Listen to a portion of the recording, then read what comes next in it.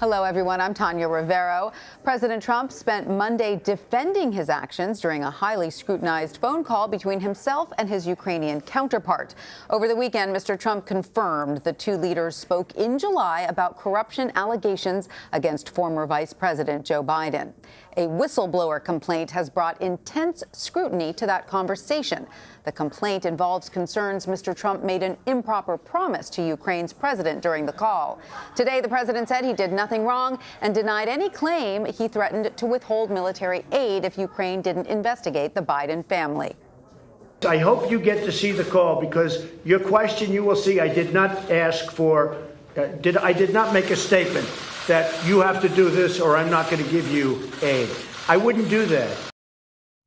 Mr. Trump is accusing the former vice president of improperly assisting his son, Hunter Biden, who once worked on the board of a Ukrainian gas company.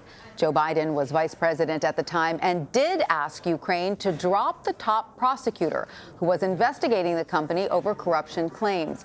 Biden even threatened to pull aid if the prosecutor was not let go. The reason? The U.S. thought the prosecutor wasn't tough enough on corruption cases. However, there's no evidence to suggest Biden did this to protect his son. Joe Biden has called on the president to release the transcript, as have congressional Democrats, some of whom think this controversy could intensify the push to impeach the president. Even Speaker Nancy Pelosi issued a warning to the White House over the weekend. She said if the whistleblower complaint concerning the call was not turned over, Democrats would, quote, enter a whole new stage of investigation. Let's bring in Paula Reid, Anita Kumar, and Molly Hooper now. Paula is a CBS News White House correspondent. Anita is a White House correspondent and associate editor for Politico.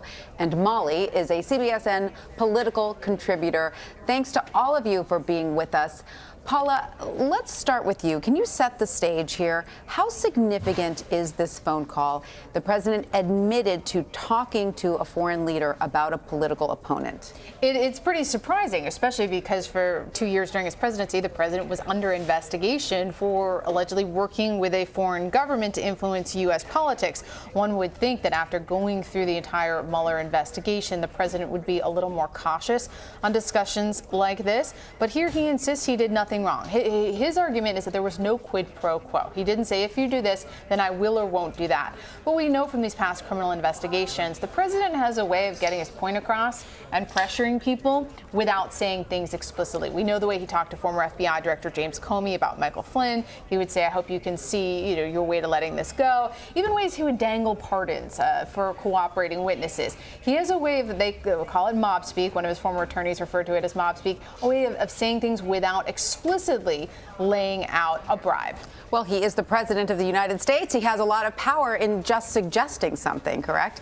Well, so Anita, can you give us some background on what exactly it is that the president is accusing Joe Biden of doing? These corruption charges are nothing new. They've come up before. In fact, Joe Biden addressed them at the Council of Foreign Relations last year. So let's listen to what he had to say about it first. I went over for, I guess, the 12th, 13th time to Kyiv, and I was supposed to announce that there was another $1 billion loan guarantee. And I had gotten a commitment from Poroshenko and from Yatsenyuk that they would take action against the state prosecutor, and they didn't. So they said they were walking out to press conference. I said, no, I said, we're not going to give you the $1 billion. They said, you have no authority. You're not the president. The president said. I said, call him. I said, I'm telling you, you're not getting the $1 billion. I said, you're not getting the $1 billion. I'm going to be leaving here. And I think it was, 6 hours? I looked, I said, I'm leaving in 6 hours. If the prosecutor's not fired, you're not getting the money. Well, son of a got fired. And they put in place someone who was solid. So clearly, this is something that Biden has not hidden from the public. Can you put it into context for us? Sure. I think you said the exact right thing before, which is none of this is new. This took place when he was vice president. President Obama at the time had sort of put Vice President Biden in charge of Ukraine, if you will. He took a lot of trips there. He talked to the president very, very often. So one of the things that the United States was trying to do was push out corruption and help them with this new leadership. Remember, there was a lot going on with Russia at the time and Russian aggression. And so the vice president was in contact with the leaders there a lot. What it specifically is going on is sort of what you mentioned here, which is the vice president was very, very adamant that someone needed to be fired, resign, leave, this prosecutor. But the prosecutor had been looking at this gas company that Hunter Biden, his son, was involved with. And so what Vice President Biden has said repeatedly, he said it then and he says it now, is that he never spoke to his son about the business, that those two things never had anything to do with each other. This is, you know, we've seen this with President Trump, too, actually, with his sons taking over his business, where he always says, well, I didn't talk to them about that. So we have the vice president's word on that. But, you know, and President Trump hasn't come out with any specific evidence to show that the two things were linked. And that's what we just don't know. Pretty easy to look at both of these situations and think both President Trump and Joe Biden have had some issues with their children, right? All right. So the acting director of national intelligence, Molly, is expected to appear on Capitol Hill this week to discuss the whistleblower complaint that kicked off this controversy. So, Molly, can you give us a preview of what to expect? Just how significant is this hearing going to be? Man, I'm looking forward to it because the Intelligence Committee traditionally has been nonpartisan. It's a bipartisan committees. The number of Republicans and Democrats are fairly equal. Democrats do have a little bit of the edge.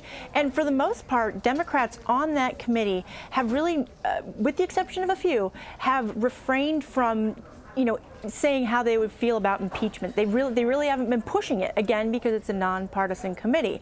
Well, basically, what's happening right now is the administration is denying the committee the right to see this whistleblower complaint. That's what the DNI is going to be fielding questions on. Why can't we see this whistleblower complaint? We are the Intelligence Committee. We are the Oversight Committee for the intelligence community. We have a right to that. Why are you blocking it? Why is President Trump blocking it? And I think that seeing how Democrats handle that, as well as Republicans on the committee as well, because again, this issue is it has more to do than these ideological issues and the Mueller report. This has to do with congressional authority and the ability to conduct oversight, responsibilities that have been articulated specifically in the Constitution by the Founding Fathers in Article 1.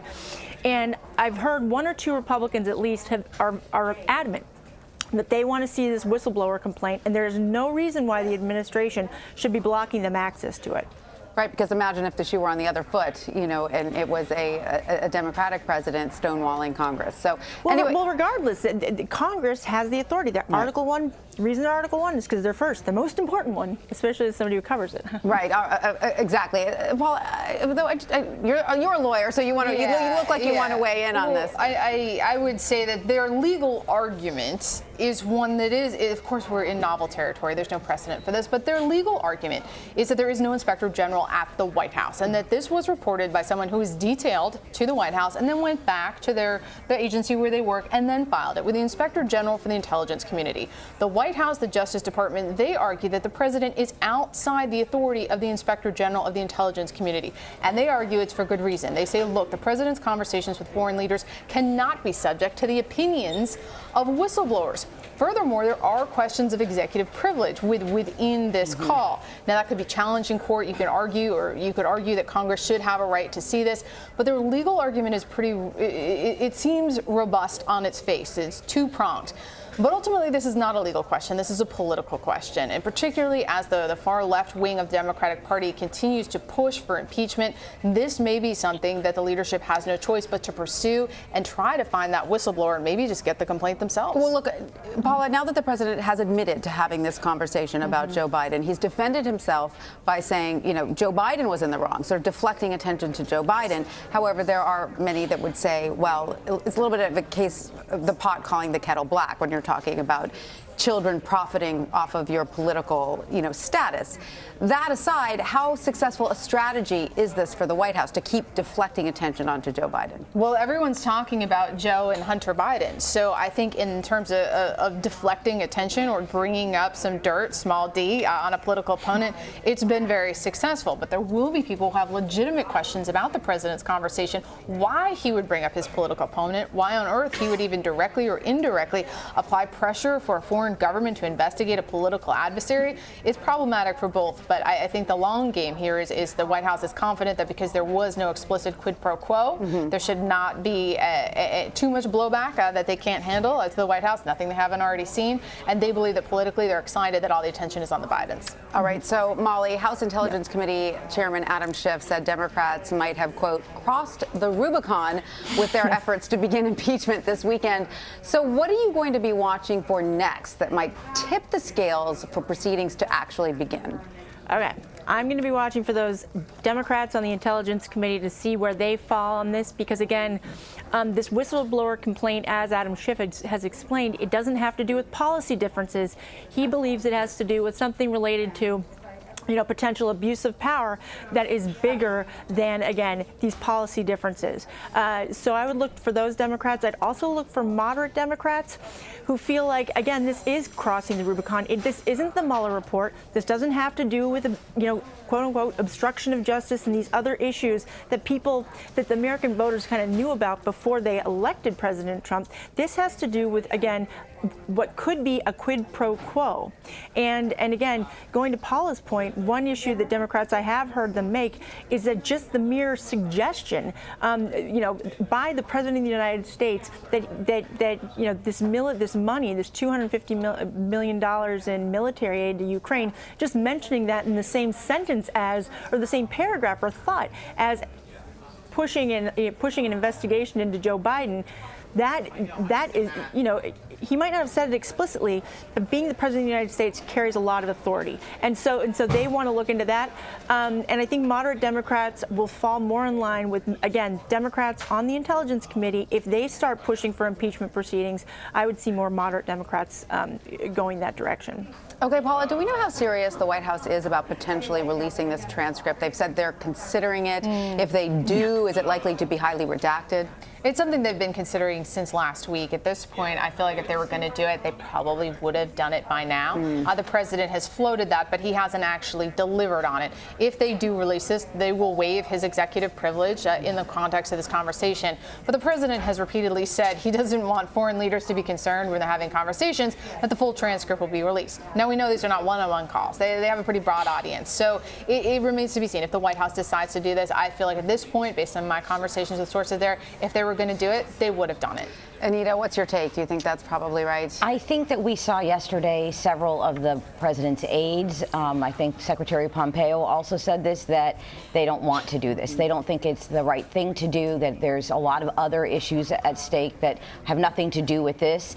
And so I hear the president saying that he'd love to do it, but he's just not sure if it's the right thing to do, which tells me that it's probably not going to happen. Right. I guess they're worried about setting that precedent. Is that the They are, main but if you concern? remember at the beginning of the administration, there were all these calls that were getting leaked, and that did create an issue with some foreign leaders. I think that foreign leaders know when they talk to President Trump that things might come out. So I'm not sure that's really it, but I mean, it would set some type of precedent. All right. And Molly, Republican Senator Lindsey Graham is urging the president to release the details of this phone call. He predicted Americans would be, quote, surprised by the amount of transparency from the White House in the coming days. So is there a tipping point for Republicans when it comes to this? I think what you're going to see from Republicans, again, goes more to that question of congressional oversight and Article 1 authorities and powers compared to what the executive branch is withholding. This is a whistleblower complaint. Members of the Intelligence Committee believe that they have the right to it. I've heard one or two Republicans on the Intelligence Committee say that if it is subpoenaed, if Democrats initiate a subpoena, they might join in on that subpoena they might become party to it, which has been lacking over the past 2 years. And so, I would look to Republicans in that realm. Also, one other aspect of this that I would look to, Republicans who aren't running for re-election, individuals who aren't going to be up for re-election in 2020, they may take a different tack. They may break with the president, but I think that you'll see more people breaking on the separations of power issue as opposed to necessarily the policy matters, the details of the conversation. All right, so let's switch gears now to gun control legislation. That's something that's been hovering over Congress and the White House for a while now. Anita, you have some new reporting about infighting at the White House over this? Yes, I mean, there's basically two camps at the White House right now. Those that want something significant to be done, so maybe expanded background checks for some other things, and some people that don't want to for that to be done. We know that the president's daughter has been speaking to members of Congress, senators, both parties, asking for them to consider background checks and some other things, urging them on social media to do something. The Attorney General is also on her side, has been over on Capitol Hill meeting with people at the request of the president. But we do know that there are some aides at the White House and the president's son, who's not at the White House, Donald Trump Jr., who do not want this and are advocating against it. Interesting. Don Jr. is an enthusiastic guns rights activist. He is. He's a hunter. He is heading up the president's Second Amendment coalition, and he's sort of been outspoken about his views on this. You know, this is an important part of his life. But he's also been in touch with gun rights groups that are, talking to the White House. So he's not speaking to senators, but obviously he's the president's son. Do you have a sense of which of those two children has the president's ear more here, Ivanka or Don Jr.? Well, here, I'll tell you one thing. Ivanka is right there at the White House, right? Her husband, Jared Kushner, is right there at the White House, and we have no reason to believe Jared isn't with his wife on this issue. Right. So I do tend to think that is getting a little bit more attention right now. The other thing is that they're telling the president, you can be the president that can do this when so many people have failed, and that tends to work with this president. Flattery will get you everywhere. All right, so Molly, the president has indicated he will not consider a House-passed bill on background checks. So where is there room for compromise when it comes to gun safety legislation? Well, picking up on Anita's point, what I understand is that several Democrats who've taken the lead on this issue have actually been trying to push it to say, Mr. Trump, Mr. President, you can claim the credit for this. This might be our idea, but you can have it. We can have a big Rose Garden ceremony for you. You be the leader. But the one piece of legislation that I'm looking at and tracking is the Toomey Mansion legislation that's more narrower, but it would extend background checks to all commercial guns sold. That's something that could possibly get some momentum. It's failed in the past. There's only 2 Republicans left who actually voted for it in the past. But again, that's something that could possibly move. And if that moves out of the Senate, then the House is more likely to follow suit. But the gun issue is just a really, really tough issue with so many interests ingrained in lobbying for their respective sides. It's hard to find a lot of traction sometimes. All right. Well, Molly Hooper, thank you so much for your insight. Paula and Anita, please stick with us. We'll be right back with you after the break.